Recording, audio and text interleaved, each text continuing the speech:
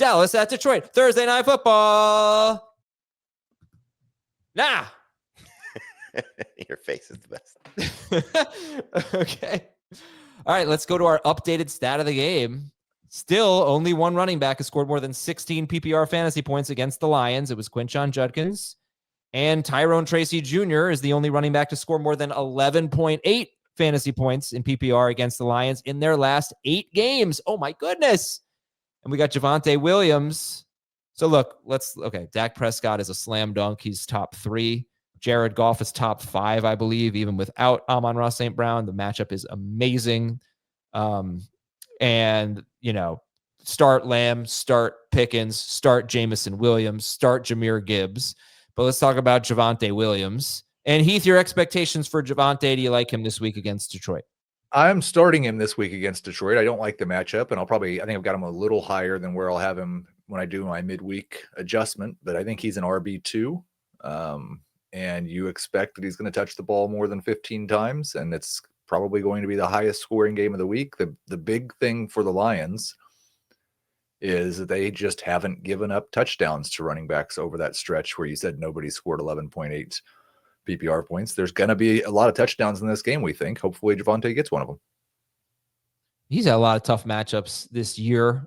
He's had a great game at Philadelphia, great game against Green Bay, great game at Denver, bad at Las Vegas, struggled the second time against Philadelphia, great game against Kansas City. I say great, I'm just talking about fantasy points. And really it's been, does he score?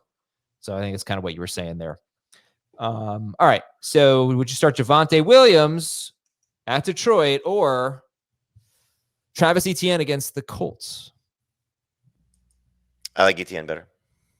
I'd probably go Javonte. Javonte Williams or Derrick Henry against Pittsburgh? Henry. Jaylen Warren at Baltimore? Javonte. Seattle running back at Atlanta. Let's say Ken Walker at Atlanta. Javonte. Walker. Ooh. Okay. Jordan Mason, if Aaron Jones is out, or Jordan Mason against Washington. Ooh, this is a tough one. Or Javonte. Got to start Javonte because we won't know. Yeah, definitely Javonte. Okay.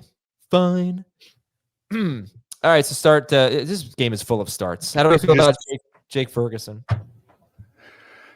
I hope I don't have to start him, but he's a very, very borderline top 12 tight end. Oh, I'm surprised. Again, I thought you'd be good on him. Sorry, Jamie. I thought you'd be a little more excited about Ferguson. I'm not. Okay. I think you put him in that group of maybe they'll be good this week of Pitts and Ertz and Fannin and Gadsden. There's just a lot of questions at some of the guys that have been borderline must-start guys. Ferguson's definitely faded since the George Pickens, CeeDee Lamb emergence when Lamb came back. And again, it's, kind of similar to the quarterbacks. If Ferguson gets his right foot down last week, we probably feel much better about him because he would have scored and, continued or at least had a positive game. It's just been frustrating because he was so amazing at the start of the season. Now he's just tailed off. I would start Jawan Johnson, Dalton Schultz, and Brenton Strange all over him. I agree. Okay. I just figured you'd want every piece of this game as you possibly can. 54.5 point total is insane. Is that? I don't think, and correct me if I'm wrong, the start percentage doesn't reflect this, but I don't think most people that have Jake Ferguson have been searching for other options. Yeah, probably not. He's staying afloat since Lamb came back, other than a donut at Denver. It's a huge game against Washington, Lamb's first game back, and then 10 points, 11.6, 11.1, 8.6, with 5 to 7 targets in all of those games since Lamb came back. Okay, Jared Goff. How about, would you start both quarterbacks in this game over Joe Burrow at Buffalo? I would. Yes. Josh Allen against Cincinnati? Nope.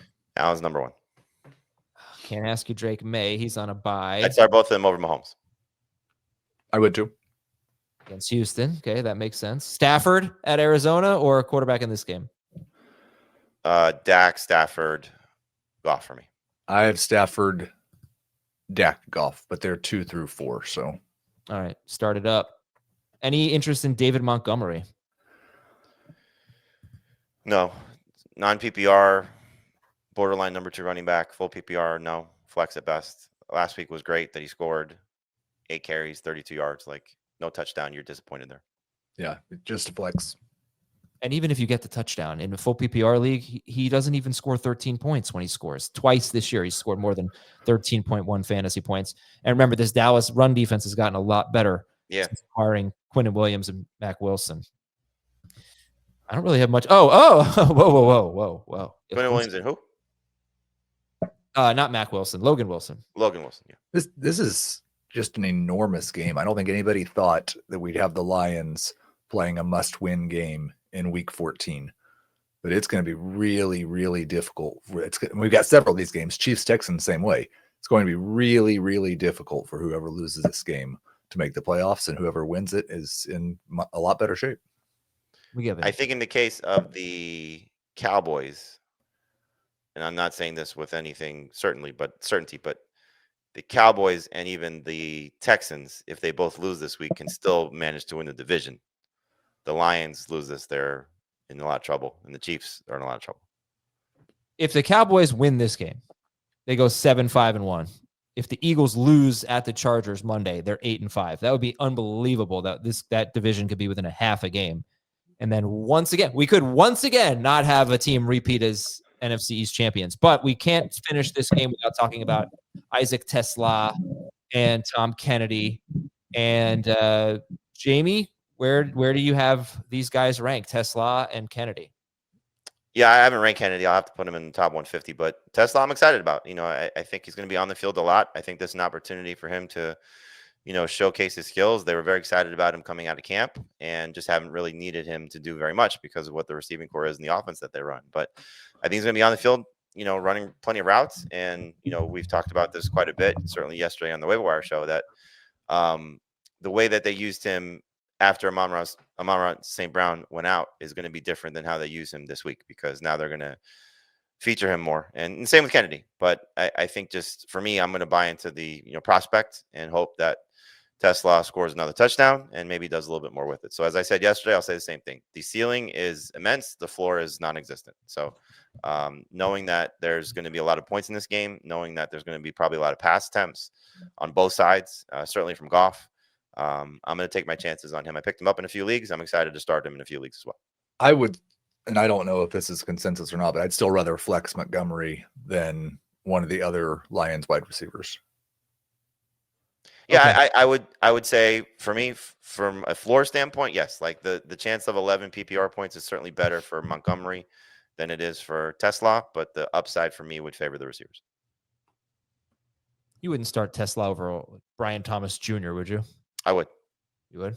Heath? I would not. Just so everyone knows, here's kind of what happened in the game last week when Amon-Ra St. Brown went out.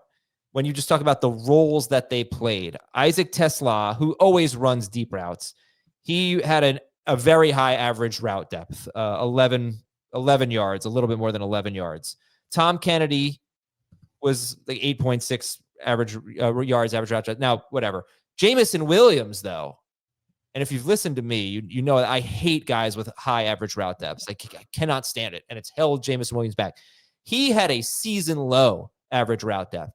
So I love that. I mean, obviously everyone's starting JMO this week. It's a no-brainer, but that's a great thing. Like, he basically changed his role, and Isaac TeSlaa sort of took the Jameson Williams role and did what he usually does, run deep routes, but ran him all the time. Is on the field all the time. But Jameson Williams, that was great. We didn't have to rely on him, having a big play. So that's what scares me about TeSlaa, because guys who have high average route depths are kind of boom or bust. But it's also what can get you excited about him, because especially this week. Yeah, the Cowboys, right. I mean, the Cowboys, they had some injuries in their secondary. It looks like those guys are going to be okay. Deron Bland and Malik Hooker. But they've been a lot better with eliminating the deep ball since mid-season, basically. But it's still the Cowboys. They give up the most fantasy points to wide receivers. So if we have any TeSlaa questions in the chat, go for it.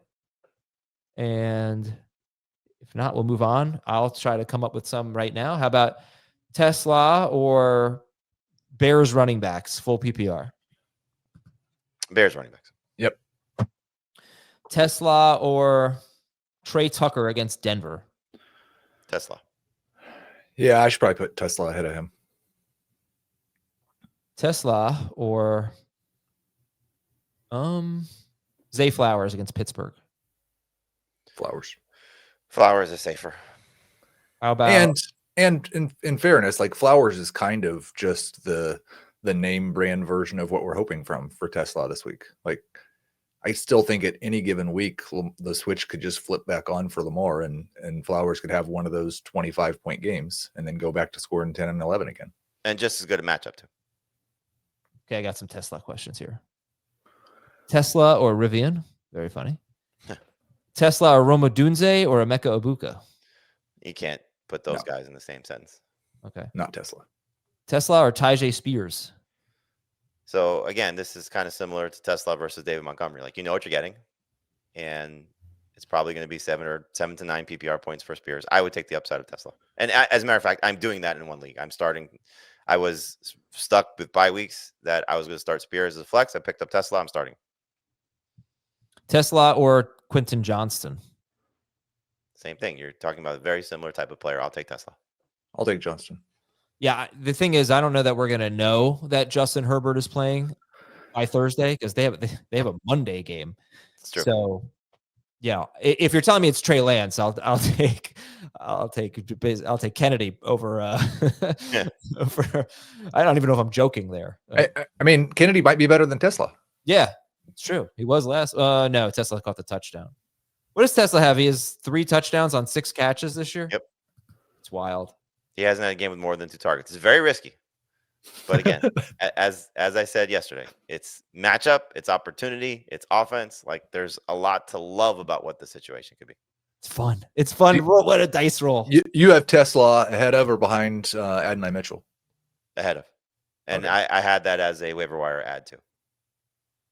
All right, that's it for Thursday Night Football. Sit the DSTs.